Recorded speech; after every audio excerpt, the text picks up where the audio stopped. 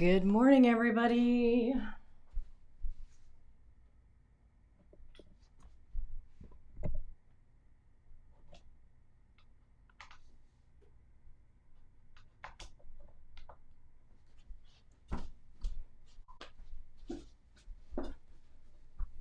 Okay, good morning, everybody. Thanks for being here. You see, as soon as we started, we have technical difficulties, even though I spent like all day setting this up. Fantastic. Thank you guys so much for being here. Just trying to make sure. Oh, I see Bridget, Pearl, everybody, Deanna, Beth, Deborah, Lynn, Christy. Oh, wow. So many of you guys here already. Fantastic. I tried to turn off some other things so that I'm not getting all distracted. Anyways, thank you guys so much for being here. If this is your first time joining us, welcome. My name is Felicia from SweetGeorgia. This is the live office hours for the School of SweetGeorgia. And so basically what we do is every month at the last Thursday of every month, we come together and we do kind of like an update. We do a catch up. We talk about all the things that have been happening in the school, things that are coming up in the school, and what we're going to be doing for the next couple of months. So I'm so glad that you're here. You are absolutely welcome to ask questions while you're here. And so just, pop those into the chat, and I'll try to monitor the chat as I'm going through everything as well. The other thing is that if you can't stay for this entire session, it's going to be about an hour. I feel like I have more and more things to say every month, but if we go a little bit over time, hopefully that won't be too bad. If you need to take off, that's totally fine.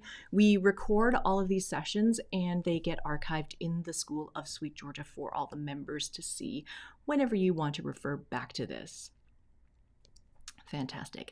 And just to let you know, again, this is the format that we're using right now, where this live stream is only available to members of the school. So if you have an all access membership, you can join us for this call. And if you are viewing this after the fact, after the live has happened, and you wish that, oh, I wish that I could have been in the chat, I wish that I could have been asking questions, all of that kind of stuff, then you can absolutely join us at the School of SweetGeorgia. You just go to schoolofsweetgeorgia.com and it's all there. Fantastic. So good to see you guys this morning. Leanne, Rihanna, Cheryl, Melissa, KZ, Dorothy, and I see Amanda as well. Kelly, fantastic. Okay, wonderful. So let's quickly go to what we're going to do today. So today we're going to talk about new content that's coming up. We're going to talk about community events, the Zoom workshops that have been going on, study group stuff, progress log, which is kind of a review of the things that I've been working on, and I'll share with you what I've been learning through that. A lot of Q&A. Today, a lot of the Q&A is going to be about natural dyeing. Pretty much all of the Q&A is natural dyeing Q&A. And we're going to talk about all of that stuff. And then finally, we're going to share some projects that you guys have shared.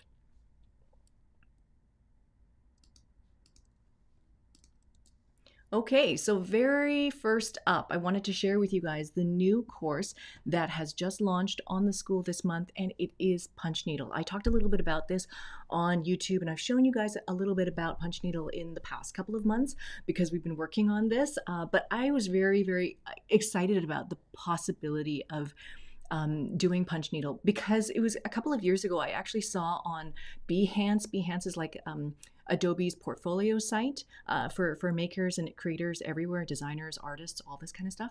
And I saw a graphic designer use Punch Needle to make a giant event poster. And I'm going to look it up. I'm going to find it again, and then I'll post it in the discussion forum so you guys can see it. But it's gorgeous. It's like a giant piece bigger than her body of all Punch Needle. And it was at that point in time where I was really interested in the idea of using this technique.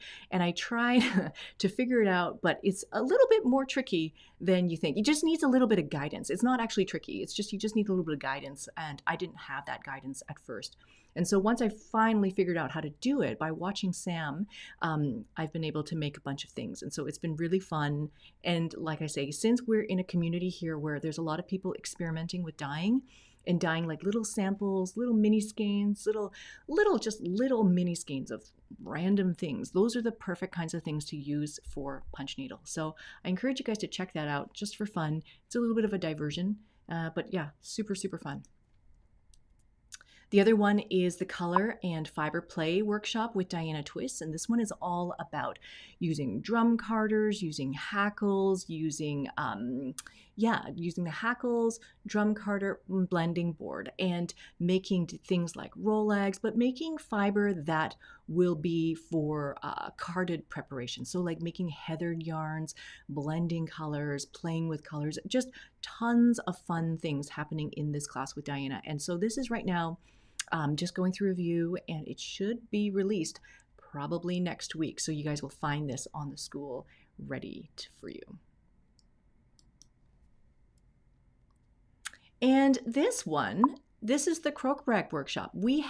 I've just mentioned it a couple of times, and they said we're working with Debbie Greenlaw on this. Debbie Greenlaw is the author of the 2 Croakrak books that you can find right now. And like this says, it seems like it's a really complicated technique, but it's actually quite straightforward. And once I got my head wrapped around it, I was like, oh my gosh, this is so cool. Like you can have almost pixel perfect placement of whatever color you want. And as soon as you can sort of start to see how the color is laid into the cloth, you can make any kind of design that you want. And so the first book that Debbie wrote was about sort of the fundamentals of how to do Croakrak weaving. And the second book that she came out with was like more patterns, more designs, more, patterns, motifs, different motifs that you can use. And you could start to look at knitting books like for Fair Isle patterns, any kind of charts that you want, you can also convert into a chart that you could use for Croakrak. So I encourage you guys to check this out as well. I'm going to show you my Croakrak project because I actually cut it off the loom and it's all done. So I'm really excited about that. But in this class, which is coming out at the beginning of July, Debbie's going to be talking about sort of the intro to Scandinavian textiles, a bit of a background about that, what the motifs typically look like, and then things like choosing colors, choosing yarn, and figuring out the appropriate set. It took me a while to figure out the right set for the yarns that I was using, and I did a lot of sampling and back and forth. And so she will hopefully give you more of a shortcut to that. There's also talking about how to read Croakrak patterns because they might be a little bit different from regular weaving drafts. And then, of course, making nice selvages, changing colors, all of these kinds of things, and finishing techniques. So I'll show you my rug, my mini rug that came off of the loom. It is not finished yet, and I have to figure out how to finish the edges, so I'm going to watch Debbie's class for that. And as well, you can see she is going to be demonstrating on a table loom, so this is a multi-shaft loom. But you can also do Croakrak on a rigid heddle, and she's going to talk about that as well. So that is coming at the beginning of July. And then I wanted to share with you a couple of other classes that we just finished filming in the studio, but they're right now, they're being edited. They're going to be coming out in a couple of months. But the first one is this idea of nuances to spinning better yarns with Kim McKenna. If you are not familiar with Kim McKenna, you should please go check out her website. It's listed right there, Clada Fiber Arts. But Kim is an amazing spinner, and she has been like a mentor to many of us learning how to spin here. And I have just learned so much from working with her and watching her spin. And so in this class, you're going to see just the most amazing things. It's just like very, very simple things. You think that they're decisions about spinning that you might overlook, but they can make all the difference in your final finished yarn. Even things like whether or not you sort of pre-soak your fiber before you go and spin with it, all of this kind of stuff. Pre-soaking it restores a lot of the crimp and the loft of a fiber, and so you can do that before you go ahead and spin. She teaches how to use a blending board in a different way, not for blending colors, but for preparing fibers to make them perfectly smooth, and so that you can produce a really super consistent yarn. I know that when I started learning how to spin, we just love color, we love fiber, and we're taking fiber, unbraiding it, and then just spinning from end to end. And that's really fun, and that's not a problem. But the way that she approaches it is just to do all of these little decisions to make sure that the fiber is well prepared, that it's smooth, that it's pre-drafted, that just makes consistent yarn. I'm going to show you a little bit more about my spinning a little bit later and what I've learned from Kim as well. But I hope that you guys really enjoy this class. It's going to be fantastic.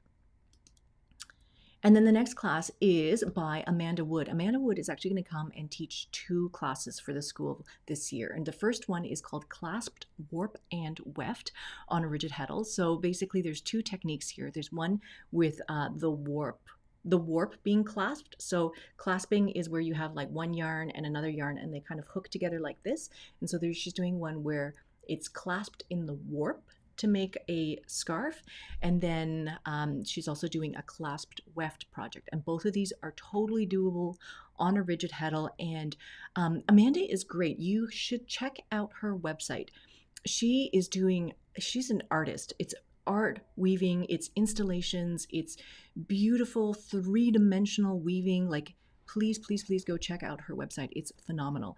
But I think that the projects that she has designed for this are just so elegant and graphic and beautiful. So I'm really looking forward to sharing this class with you guys as well. It's a simple technique, but so beautiful.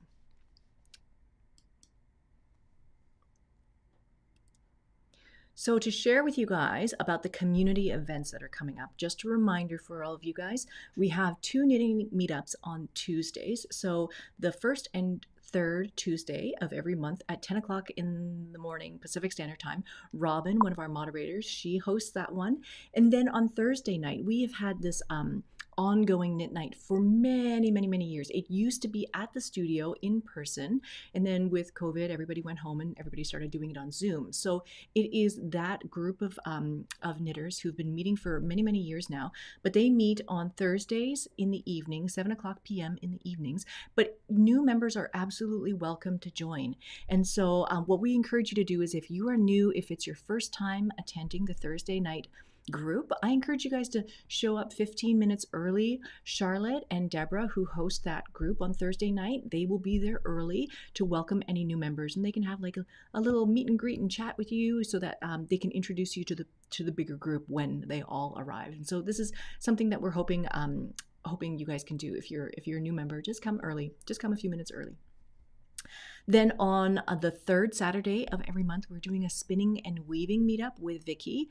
Vicky, as you know, she's in the community forums, and you can see tons of her projects. She does everything from the dyeing, and she's doing the natural dyeing study group right now as well, preparing for that. And she's weaving, and she's knitting, and she's spinning, and she's doing punch needle. I feel like you can ask Vicky anything, and she will have something to chat with you about. It's awesome. Also coming up is going to be the indigo dyeing workshop in July on the 21st. So just yesterday we did the Zoom workshop with Hattori, and she showed us how to do the natural dyeing with hand painting on skeins. And so we talked about that, and we're going to do it again, but in July we're going to do the indigo dyeing, and she's going to show us how to prepare the fructose vat. And so that's what our indigo kit is. It's basically the 3 ingredients that you need in order to make that vat, and then you can dip whatever you like in there. And then finally, what we're going to try to do is starting in July and August, we're going to pick a date for it, but we want to do a new member orientation. So that means, like, if you are new to the school, you've joined within the past month or so, you're welcome to come and join, and just like a quick, basically a Zoom meeting where we can all get together, and then you can ask questions, sort of get oriented, figure out what's what and how to participate and all that kind of stuff. So we're going to set that up, and we will email everybody when that is all ready to go. And then the last thing that I forgot to mention that I did not put on this calendar, but I do want to let you know that for SweetGeorgia side of things, we are doing the mystery knit along. That's going to start on August the 24th. And so now is a time where you can sort of dive in and start checking out the mystery knit along preparation if you want to participate this year. Again, it's going to be a shawl. It's 3 skeins, 3 colors, and you can pick whatever yarns you like, whichever colors you like. But all of that stuff is starting to happen now. And so if you're already a member of the school, you can just head over to the community, and in the group section you will find that group to join, and that's where all the chatter and the discussion and the posting and all that kind of stuff is going to happen.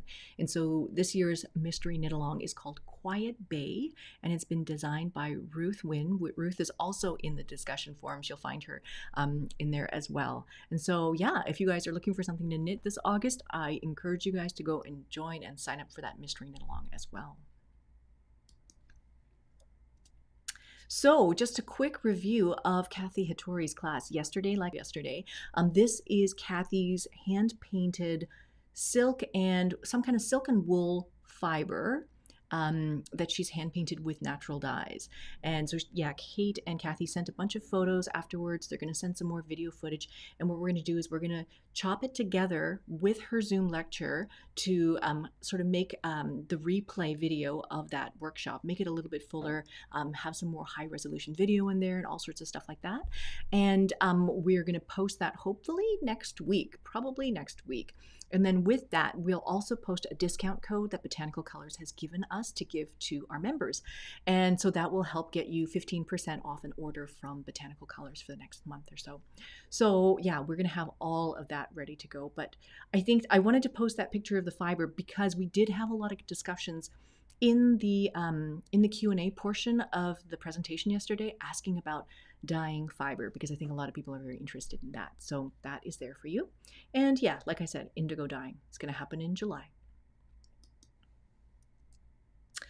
The next thing, this is kind of the big thing that's happening right now in the school, in the forums, we're doing the natural dyeing study group.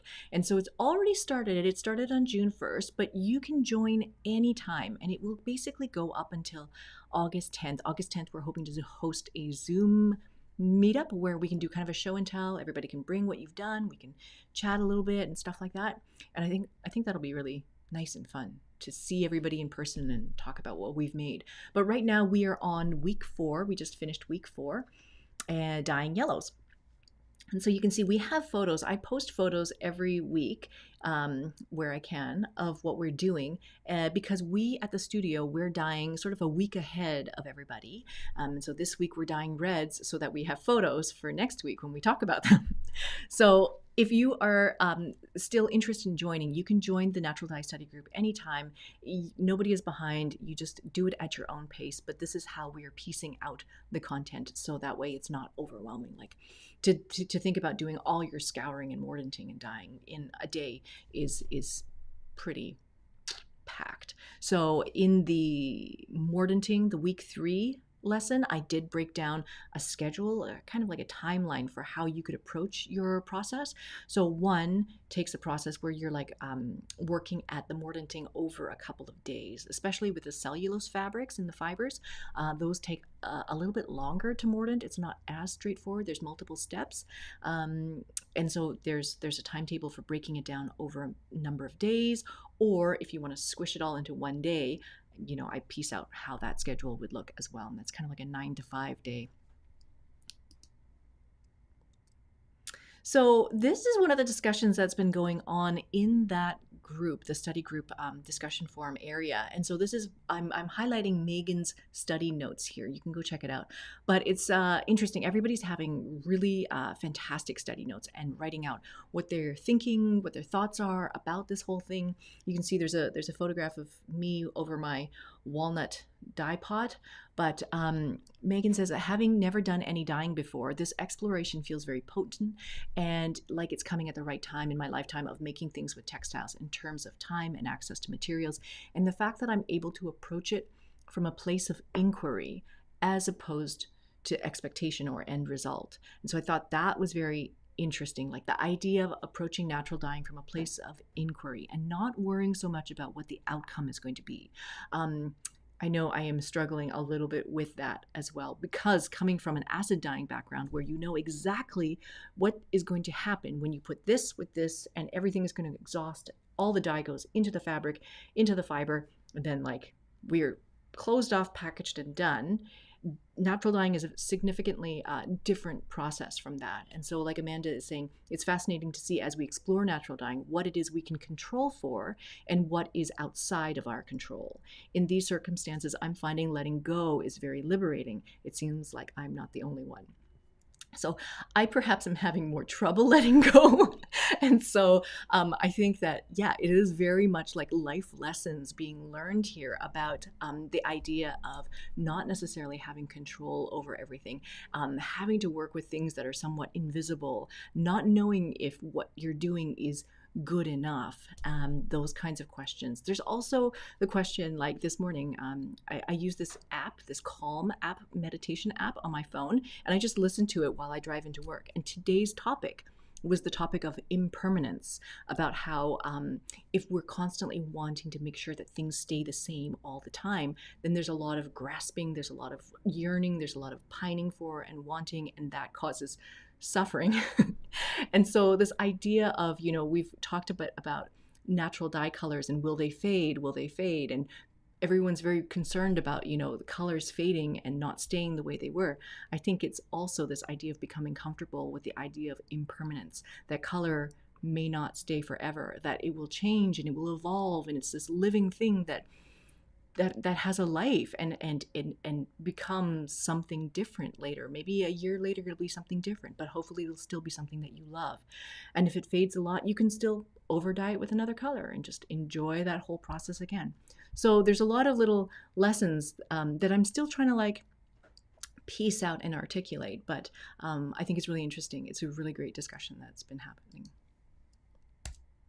So weeks 1 to 4, some of the things that we have learned, some tangible lessons that we've learned, is to scour your yarn and fabric. Even if it seems really clean, don't skip over this task. I know I got some fabric, and I'm going to show you in the next picture that you really, really want to make sure that you scour everything. The other thing is about mordanting, taking your time, making sure that the mordant really covers your fabric really well, your yarn really well. It is that invisible process. You don't know if you're doing a good job, so you just got to keep doing it, and just focus on your process and not so much on the outcome, but just make sure that you're just practicing really well. The other thing about natural dyeing is that what you see is not what you get. And so what the color is when you put it onto the fiber or onto the yarn, it is not going to be that color when it's done. And it evolves and shifts and changes in the dye pots. It can shift with pH changes. I know that Charlotte and Anita are doing a lot of experiments here at the studio, like adding citric acid to things to make them more acidic, and then adding soda ash to things to make them more basic. And then they're playing a lot with the pH to try to shift different colors. So there's what you see is not what you get. The other thing is to let your dye pots sit overnight. I know that sometimes we don't have time to always come back to what we're doing as soon as we can. And so very often I will just let the yarn sit in the dye pot in the color and then let it sit overnight, because it helps cool everything down really slowly and gradually. And it also helps the color take up into the fiber and then bond a little bit better. So that has been really, really great. And then the other thing that Kathy mentioned yesterday in the Q&A section of the Zoom call was to cure your color by drying it completely without rinsing it. So if you can, maybe, hang it up outside, basically let it sit overnight until it's cooled, wring out all of the dye from your yarn or fabric, and then let it hang up to dry, and let it dry with the color in it, and then let it sit like that for at least a couple of weeks before you then go and wash it again. And she says that this can really help with the washout process, so that your color, there's almost no washing out, because all of that fiber and color have been stuck together really, really well. So that is all happening right now. Go check out the study group, and we're talking about all of that stuff. So these are some of the photos from what we've been doing around the studio. And so here you can see what you see is not what you get. So I have here, let's say, okay, here is let's start with here. Okay, so scouring linen. Like I said, it's really important to scour your stuff because you don't know how dirty it might be. And so this is the linen yardage that I was dyeing. And scouring it, this is the water that came out of it. It's just so dirty and so brown. I'm not sure why it's so dirty, but it changed colors. I had basically taken the fabric, I cut it in half, and I scoured half of it, and then I left the other half unscoured. And I compared the two colors, and the scoured fabric was noticeably lighter in color. They're both oatmeal to begin with, oatmeal color, but yeah, one is definitely lighter than the other.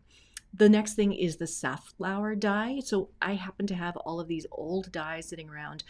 Safflower, the container had never been opened, and it's safflower petals. And so the girls basically took the safflower, put it in these organza bags. You can see there's an organza bag here that we're also using for the wheat brand. But these are the organza bags that we've used for Advent packaging, and they were left over. So we put the dye in there, and then they're making a bath with that. And so the safflower looks like that orange in the pot. But then after dyeing it, you can see this is Greta's linen fabric. She dyed the linen yardage, and she put that in the safflower dye, and that's the yellow that came out of it. And we're just saying, interestingly enough, Anita and Bridget were both wearing t-shirts of exactly the same color, because everybody likes that yellow color. Now on this side, this is wheat bran. It's a bag of wheat bran. It was a box of wheat bran that I had bought because I was planning to make bran muffins and then never made bran muffins. And so I gave it to Teresa because she wanted to try the wheat bran bath instead of doing the chalk fix. So there's two different ways that you can fix the alum to your cellulose fabric or fiber. And so one of them is chalk, which everybody else did, or wheat bran, which is what Teresa tried. She was looking in one of Christine Vehar's books because the wheat bran mixed with logwood produced a really nice purpley mauve brownish kind of color, and so that's what she was going for.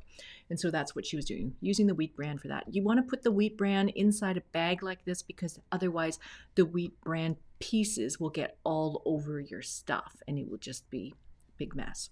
So that's that. Then here, I can barely see it, but these are the two fabrics. So this one here, this one that's pale and kind of like mauvey color, this is Teresa's fabric, which was this white fabric here. It's a cotton fabric. And so she was doing the wheat bran with walnut and trying to get mauve. And then I think it wasn't as purple as she wanted, so she added a tiny bit of logwood to it, and it produced this mauvey color. But when it was in the pot, we should have taken a picture, it was significantly darker. It was like really, really lovely. And then when it dried, it became super light like this. And then this is Kathy's fabric. Kathy's cotton fabric was also logwood. And when she was dyeing it and when it was wet, it looked completely black. And we were a little bit surprised, a little bit shocked. But then when we laid it out to dry and she's let it dry now, it's lightened up significantly and now it looks a little bit more brownish purple. But yeah, it is much, much lighter than it was when it was wet. And the same here. This is the Kamala dye that Greta and I were doing.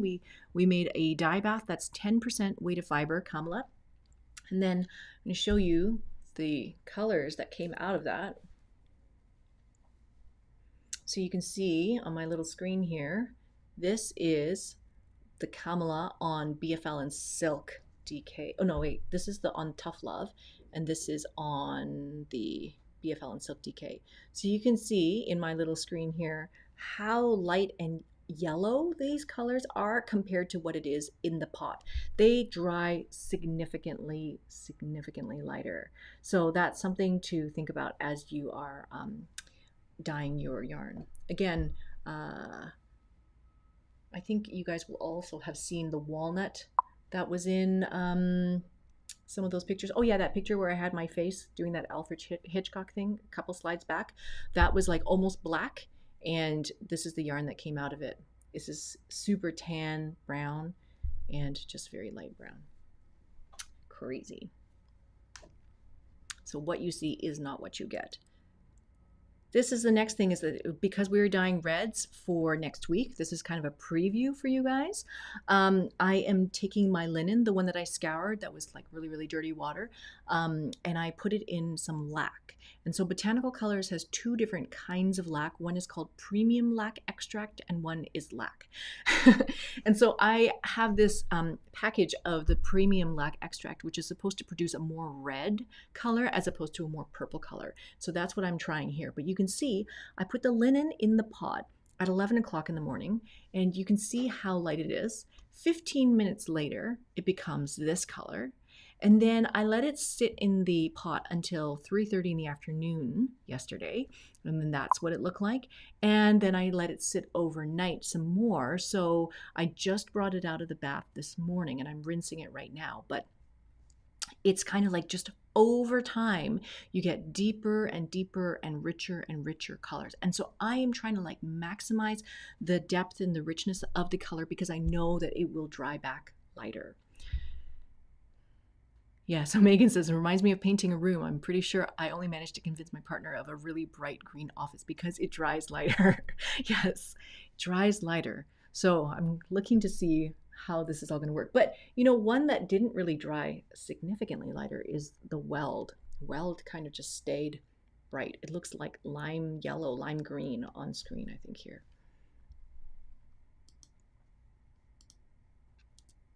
Oh yeah, so there's our weld. That's the weld in the pot outside in my backyard. So there's going to be a whole series of questions here. All of these questions are natural dye questions that have been coming up. And so Nancy sent in a message. She submitted a message the other day, and it was a question about safe use of exhausted dye baths. So I'm hoping to start scouring and mordanting next week, and summer water use restrictions are just starting where I live. I'm wondering if it's safe to water the garden with old water from scouring and mordanting, and later with mostly exhausted dye baths. So with the scouring,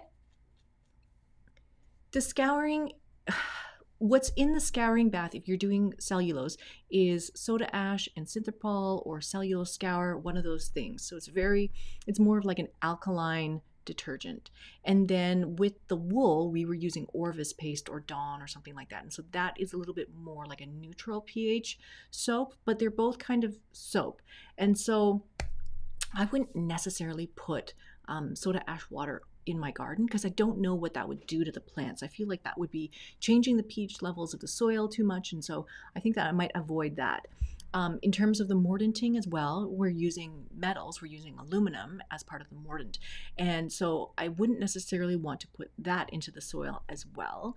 And so what Caitlin had suggested in her course was that a lot of the dye baths and raw dye materials, if you're using like sawdust or you're using wood chips or all of those kinds of things, is to strain off the water. The water should go into your regular sanitation system. So it should either go down the sink or go into the toilet, that sort of thing. But the raw materials, any dye materials, should be then put in either the garbage or the city compost. The city compost here gets treated in a more intense way, so that might be okay, but to be on the safe side, to put that stuff into the garbage. And not into your regular compost and not into your garden or anything like that. So that is what we talked about in the course.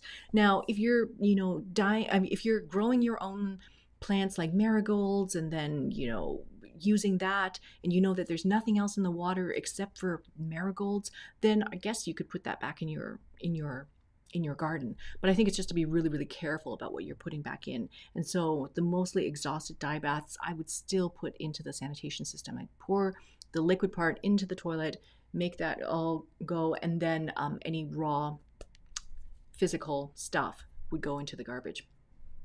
I hope that is helpful. We'll talk more about water as well. Color mixing for natural dyeing. So Sarah is asking, she says, I watched lesson 4.2 on color mixing as suggested for this week's content, and I was wondering what the differences are between color mixing and over dyeing. I assume if you use indigo or woad, you would have to over dye if you want to blend colors, but are there other circumstances where one is better than the other, or is it personal preference? I would say it is personal preference. I would encourage you to check out the other dyeing videos that we have, like the acid dyeing videos. There is some videos about optical mixing of colors, so layering colors as opposed to blending the dye colors first and then applying them to the yarn. So it will produce a different effect if you layer colors on top. Just like natural dye colors, they will produce a more mottled appearance if you are layering colors. And that's just because of the way that the dyes strike the fiber, things that are bonding, how they're bonding. And so yeah, layering colors, I could take this skein and then pop it in maybe madder, pop it in another dye bath, and depending on how mottled you want it to be, depending on how smooth or blended you want it to be, you can make decisions about, do I wet the yarn beforehand? If you keep the yarn wet before you put it into the dye bath, it will make a smoother color. If you put it in dry and you don't stir it, then it will produce more blotchy effects. So all of those things that we talked about in the acid dyeing videos also make sense here as well. So it is absolutely, it is personal preference. With indigo, indigo is like a coating dye, so it just, you dip it and it will coat the outside and produce different colors.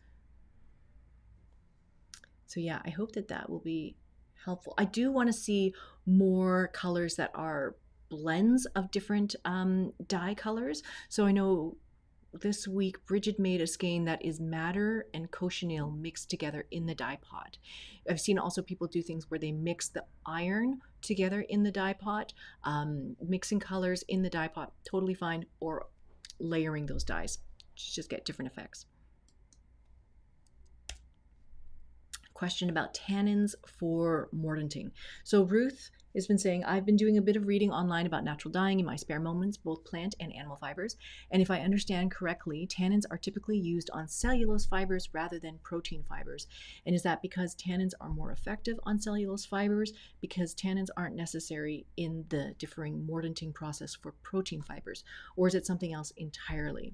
So mordanting wool is really, really straightforward. You know, you're taking your scoured yarn and then you put 15% of the alum, the aluminum potassium sulfate, 15% weighted fiber on the wool. Very straightforward process. But for the cellulose, cellulose is like, it's a little bit more, it takes a little bit more work. Basically, the alum that's going to go on the fabric or on the cellulose fiber, the alum doesn't really like to bind to the cellulose. It's the alum acetate that we're using. And so the tannin is kind of like this glue that sticks the fiber to the aluminum acetate. So we need the tannin step in between. So the tannin bath comes first, and it just makes the fiber more sticky to the aluminum acetate. And then the aluminum acetate doesn't like to bind to the cellulose, also doesn't like to stay there. So after you do the aluminum acetate, then you have to like fix it with a chalk fixer. So it's this 3-step process. Tannin to make it more sticky, to make the aluminum acetate bind to the cloth a little bit better. And then after it's been bound, then to fix it with chalk to make sure that the aluminum acetate doesn't just come off. I feel like it's a very funny process, but it's very, very interesting. And there's so many different effects that you can create through this tannin process.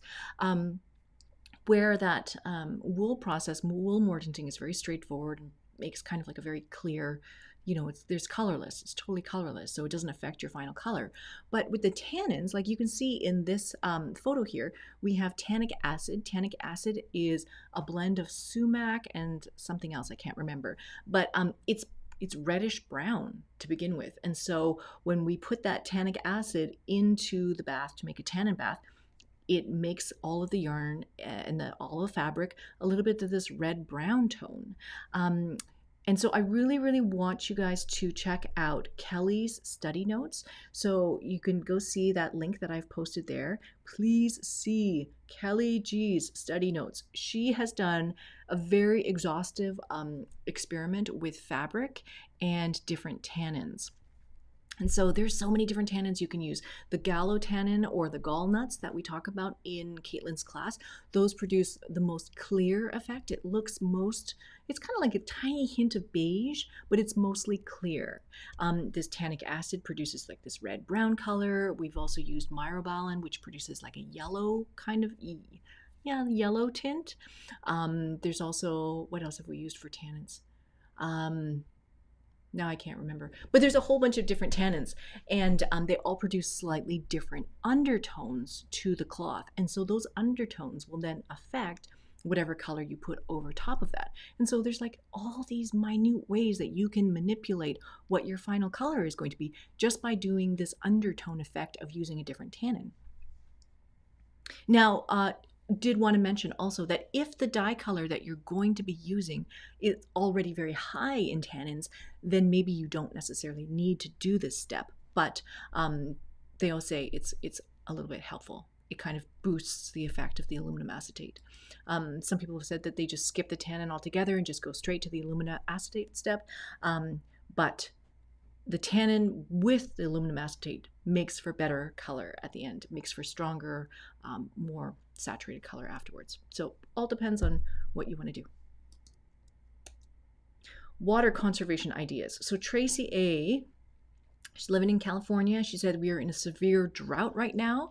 And so she's like, I'm saving up my warming up water, shower water to use for dyeing. She says, what can I reuse? Can I reuse mordant water? Can I reuse the dye bath? How long can I store the mordant water and dye bath for?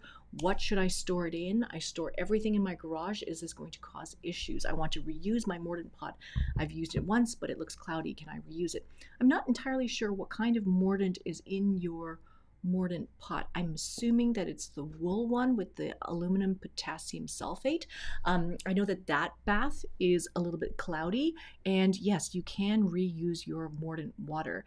The tricky thing is just not knowing how much mordant is in there, but I would probably just add more mordant to it. You're assuming that all of the aluminum has come out and bound to your yarn. I don't think that that's entirely possible. It's very difficult to determine exactly how much is bound. And so I think it would require a little bit of experimentation. You don't want to go too high with the amount of mordant that you put in because it could make your fiber a little bit sticky.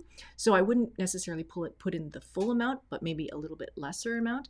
I know that you can definitely reuse your mordant pot over and over again, using that water again. Yeah, that's no problem. You can reuse it. The dye bath you can absolutely reuse as well.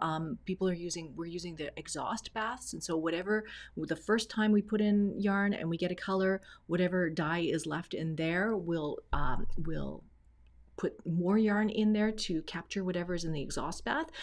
If the exhaust looks like it's not strong enough, then we might add a little bit more dye to it. This is where it becomes a little bit more fuzzy. Like if you're wanting to make super reproducible colors over and over again, then you kind of have to start fresh each time because you don't really know how to. I don't know how feasible it is to have reproducible baths with the exhaust bath. I think that you can make reproducible colors with the first bath, but with the second and subsequent baths, it might be a little bit more tricky to determine reproducible colors with an exhaust bath. But you can still get fantastic color out of it. It just might not be something that you can reproduce, depending on what you want to do. Storing everything in your garage is just going to cause issues. I would think that because we're using plant matter, and if your dye bath is kept in a sort of a warm place, I imagine that it would encourage rot, might encourage mold, growth of some things, and so that is a little bit more tricky. If you had maybe something like a separate fridge in your garage where you could keep some of this stuff, if you're going to keep your exhaust baths for a long time, maybe that would work. But for the most part, I think that I would use it for a couple of days and then I would probably dispose of it, as we talked about before. And then the chalk bath is something that you can definitely reuse. So you can see I've posted conversation that we had on Slack within the team about making our chalk bath, because we had run out of chalk while we were making all of the dye kits for all the dye kits. So we only had 84 grams of chalk left, and we were thinking, oh my gosh, do we have enough to do all of the chalking for all of the cellulose fabric and yarn that everybody had at the studio? And so I had done my math wrong, of course, because I was doing it really, really fast. And so we thought, oh no, we don't have enough chalk. We have to get more. We have to wait. But in fact, I got it wrong by an order of 10. And so we actually had tons of space to reuse that chalk bath. So we keep the chalk bath. We put a lid on it, it's labeled, and like Caitlin had suggested, we basically mark off how much stuff has gone through that chalk bath so we know when to replenish it. And so we've been sort of marking that by making notes in our Slack channel or in our chat, just saying, how much is left and how much more can it accommodate and all this kind of stuff. So the chalk bath, definitely, I think it can last for quite a long time. Yeah, Greta's also mentioning about, ways to conserve water. So rather than doing immersion dyeing for the actual color part of it, maybe do like a low water immersion, so that way your water is just barely covering the yarn, and maybe putting it in a tray, maybe steaming it, like lots of different ways to set the color into the yarn without putting in an immersion dye bath. And that could also help save water as well. And finally, lots of people have questions about dyeing fiber, dyeing roving. So Sonia was saying, perhaps ambitiously, I chose a lot of roving to use in this course. I haven't scoured and mordanted roving before, and I'm curious how to handle it so it doesn't felt or drift apart into a mess. Should I braid it loosely? I'd love to know what anyone working with roving is planning to do. Kelly is also asking, is anyone going to dye with combed top for this course? My concern is having the fiber felt with having to put it through the 3 heat cycles, scouring, mordanting, and dyeing. So I look forward to a successful outcome from this course. So yeah, so you can see here in this photograph here, we have some locks. Locks are probably a little bit more manageable to dye as a fiber format, just because they're stuck together a little bit more, and they're not going to necessarily drift apart the same way that the other combed top or carded roving might be. But if you're using combed top, like nice wide combed top, you'd have to still scour it, still have to mordant it, all of that kind of stuff. And so what I would do is, in terms of avoiding felting, felting is caused by 3 things. It's caused by shocks in temperature change, and it's caused by agitation and alkaline environment. So those 3 things. So you want to avoid shocking your fiber by changing the temperature, by putting in really hot water and then rinsing it in cold water. That for sure will felt your fiber. Moving it around too much in the dye pot will also possibly felt some of it or make it really compacted. And then also, putting detergents on it that are a little bit too high pH. So make sure that you're using something that's neutral pH. We suggest Dawn or Orvis paste if you have it. Something that's really neutral for scouring. Bring that temperature up very gradually. Hold it at that temperature and then let it cool down, but don't let it cool down all the way. You want to let it cool down, until it's about warm, and then you can pour off that scouring water, because it's going to have dirt and it's going to have grease in it, and you don't want it to go all the way cold, because once it's cold, the grease will stick back onto the fiber and then it will be hard to get off. So you want to pour off that water when it's warm, and then reintroduce that fiber back into water that is the same temperature to kind of rinse it, and then go to the mordanting process. And so when you go to the mordanting process, again, bringing that temperature up really slowly, don't agitate it so much. There's some questions about fiber floating in the pot, and so Caitlin had said she uses a strainer to kind of like press it down and put a little weight in it to kind of like keep it tucked under the water. So all of that stuff, just keeping it nice and smooth. I wouldn't braid the fiber, because if you braid the fiber, then not everything will penetrate into those parts where their braids are connected, because you're forming basically a little bit of a resist in those spots. So you do have to keep it kind of loose. But one of the recommendations is also to use nylon net. So if you have lingerie bags, those will work as well for holding your fiber. Or if you have those little net mesh bags from the vegetable store, sometimes they have those. You can use those for like onions and all that kind of stuff. So that's something to use as well. So those 2 things should help with dyeing fiber.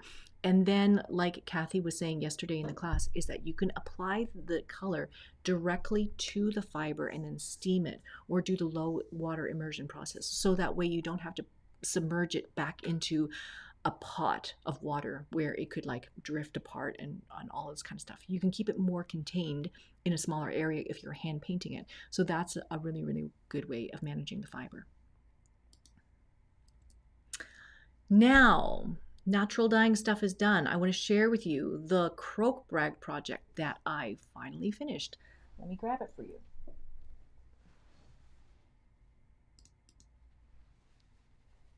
Let's see, ta-da! Ta-da! Let me see more of it. This is the finished mini rug that has come off my loom. So this was the beginning of it. So you can see I just did a little bit of weaving up here.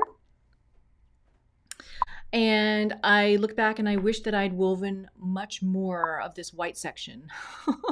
Because now I didn't really know what I was making when I started making it. And it was only when I was halfway through making it that I decided, oh, maybe I would like it to be a wall hanging and that I would like to mount it onto a frame somehow. But with this much yarn, this much of a header at the front, I have nothing to bind it onto. So I'm still trying to figure out how I'm going to finish it.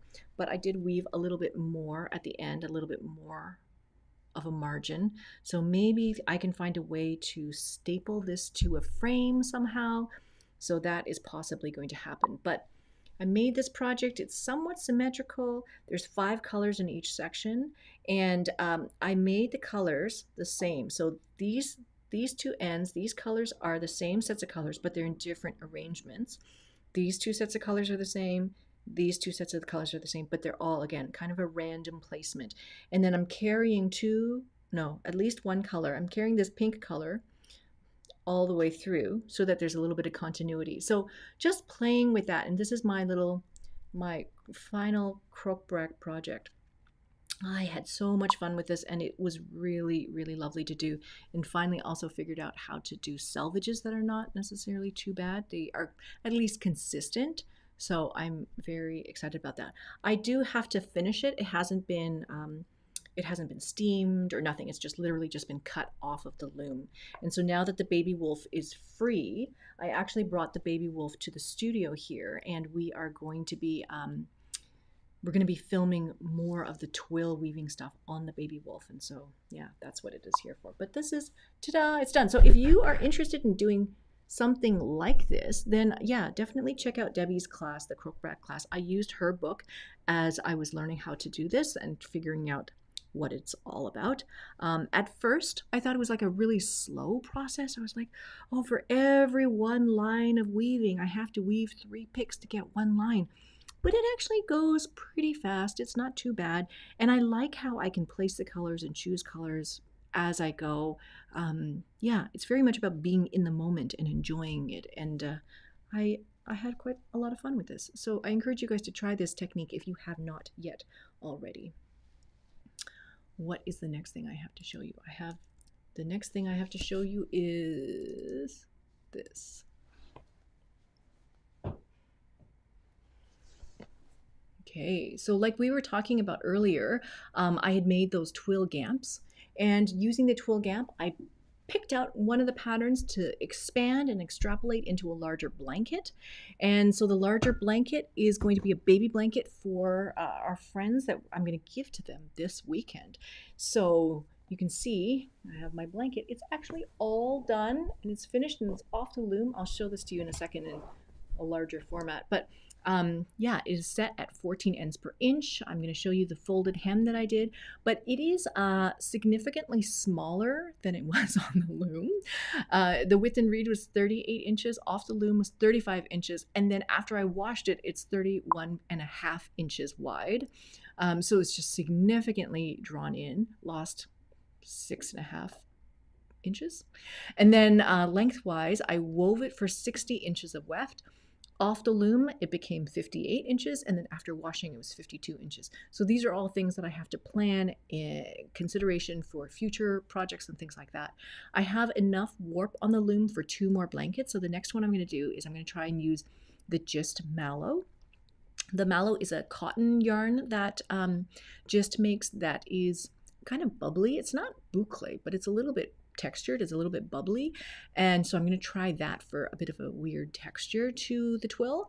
And then the last one I'm going to do is, of course, I'm going to do a gradient sock blank because I want to see what that looks like. I did a couple of samples where I used sock yarn on the cotton warp, and it looks and it feels really good, so I want to show that one to you.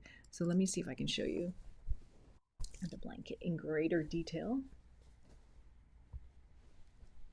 I've even trimmed off everything. It's all washed, it's all hemmed. All of this stuff is going to become a class. And so I did show everything about how to sew these hems because I didn't want to make a hem that was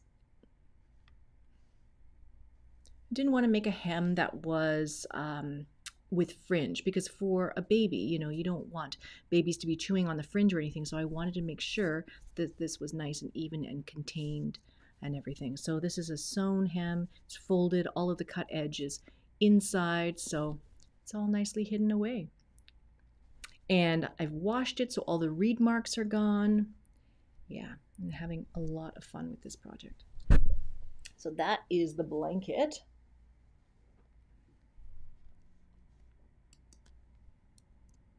And then finally, also wanted to share with you guys, this is what I have been doing with my spinning. So this is a shuttle. It's a wooden shuttle. It's one of those big, long wooden stick shuttles that I'm using as a distaff at home. It's not a real distaff. A real distaff, those things are really pretty. But I don't have a distaff, so I'm just using a piece of wood. And I learned about using a distaff for dressing your fibers for spinning from Kim McKenna. As she was doing the filming, I learned about this.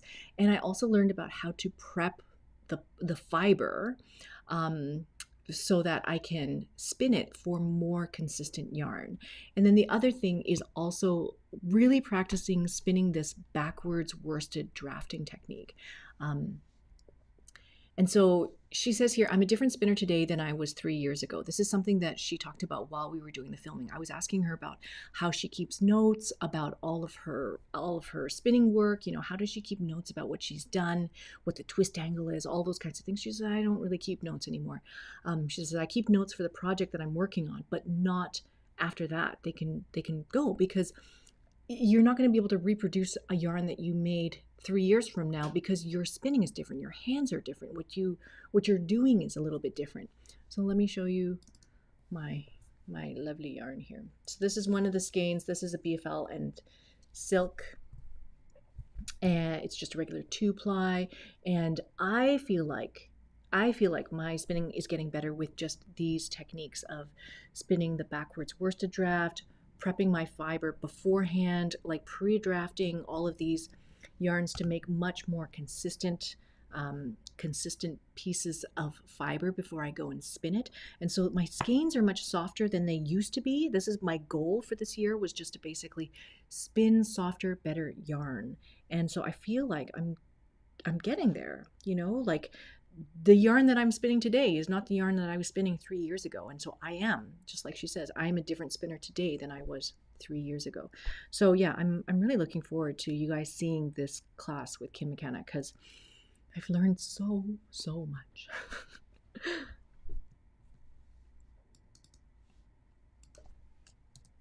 So that is it for what I have been doing. I want to share with you guys what you have been doing in the community forums. I really wanted to direct you guys to these links.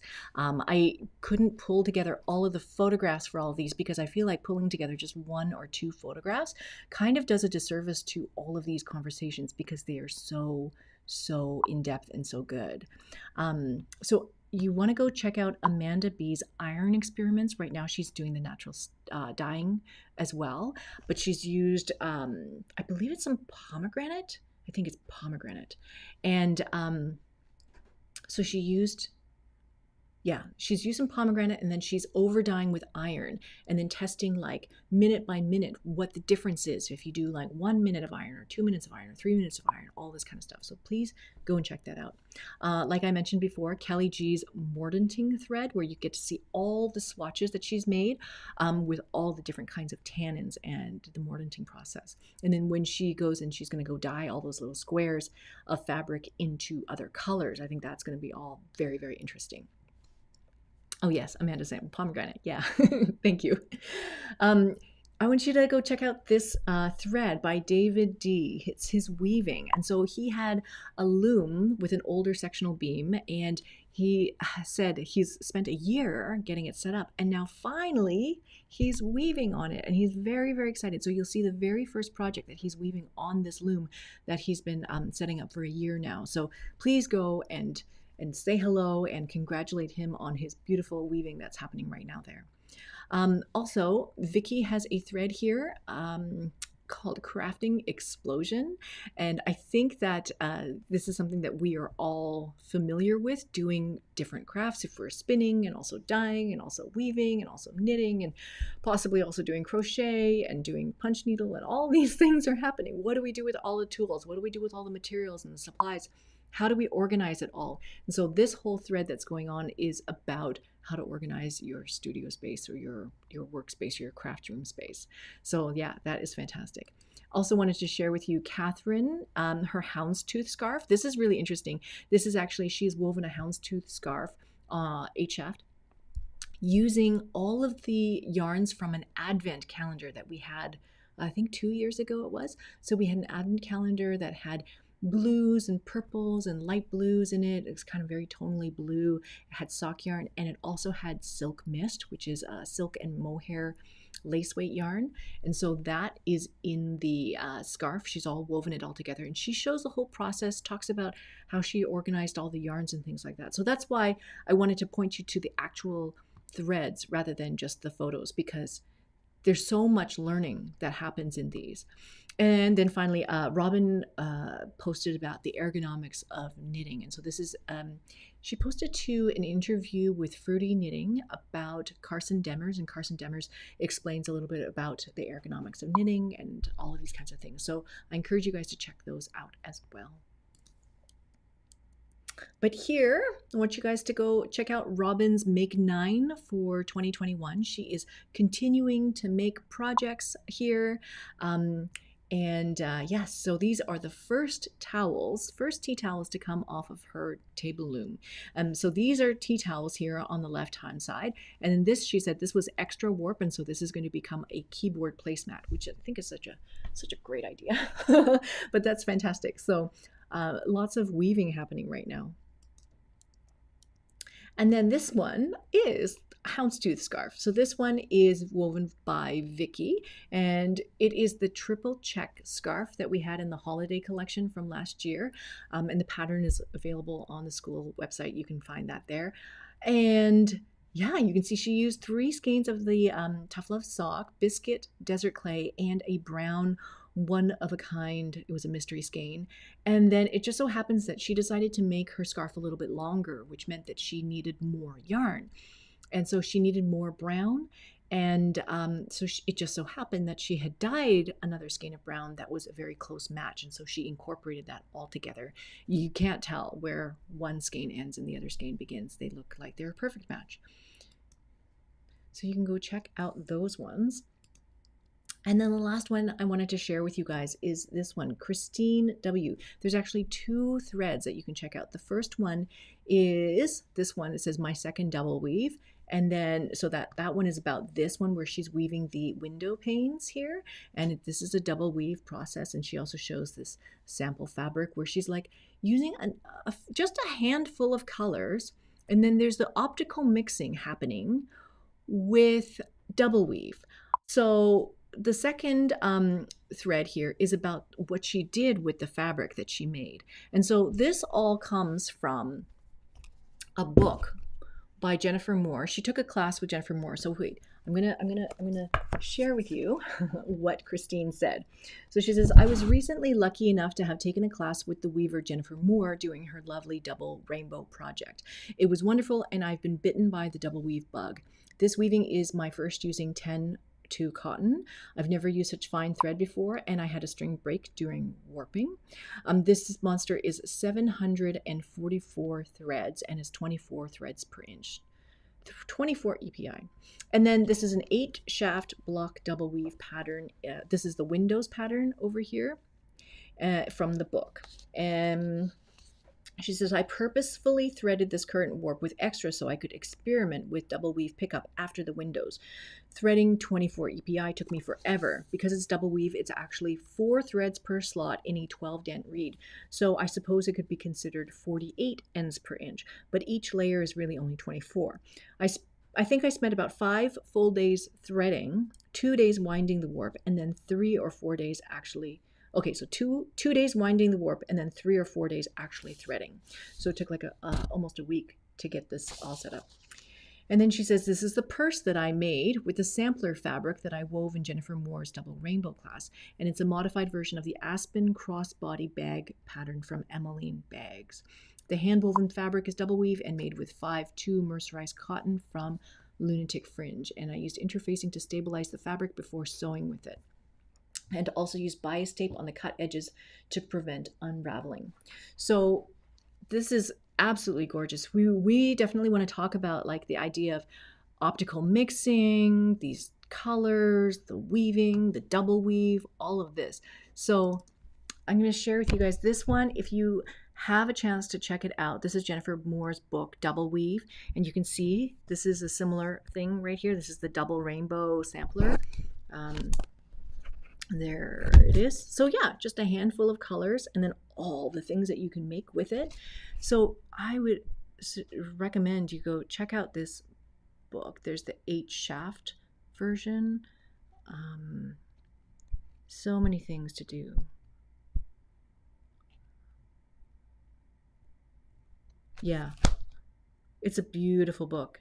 You can read it from, and it's not very thick, so you can read it from cover to cover. But yeah, next year we are going to be doing some double weave. Like I mentioned before, Amanda Wood is coming to do double weave on rigid heddle very soon, probably this fall, winter. We're going to be doing that class with Amanda Wood, double weave. And then next year we also want to do double weave with multi-shaft looms. So we're going to go more into all of this stuff. So much fun, so many things to do, so exciting. So this is the last slide. Basically this week, this month, we have a punch needle yarn kit to give away. And so basically this is from Sam's punch needle class. And so we've put the yarn for this kit into a kit that we can give away to one lucky winner. The cloth and the punch needle and the frame you'll need to get from Sam, and her Etsy shop is Kusin and Kiss, and we do have a discount code for anybody who wants to get a punch needle, tools, cloth, all of that stuff. You can get from Kusin and Kiss, and we'll put a link below and all that kind of stuff, and we'll put it in the resources where you can get the discount code to go get something from her shop as well.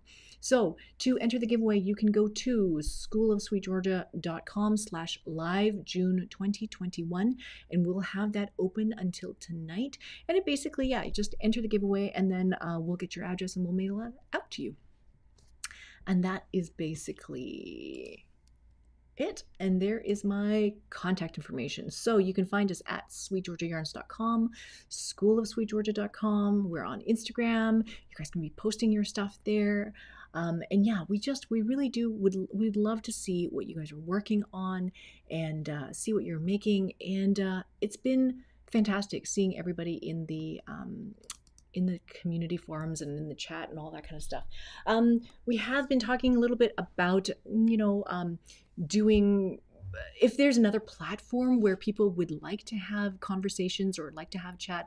We've been roughly tossing around the idea of doing a Facebook group for Sweet Georgia. Don't know what you guys have thoughts on that. We have thoughts on that. It's been a long conversation. Totally open to thoughts and ideas that you might have about that. Talking about like maybe a Slack group. We used to have a Slack group. Maybe do another Slack group.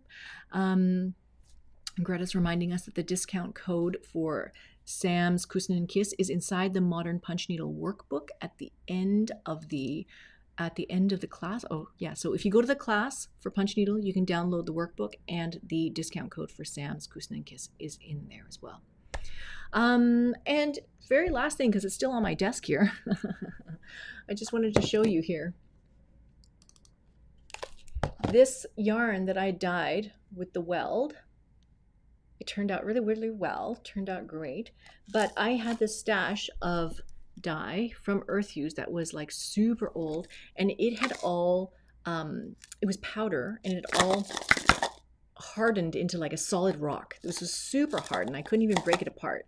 And so this whole thing was also one just solid rock. So I took the whole thing, put it in a Ziploc bag, and I had to smash it with a hammer outside to get it to break up into pieces so that I could actually measure it out and weigh it. But these dyes have been in my garage for more than 10 years, and they still work. They work perfectly. They've stored amazingly well. I am really surprised.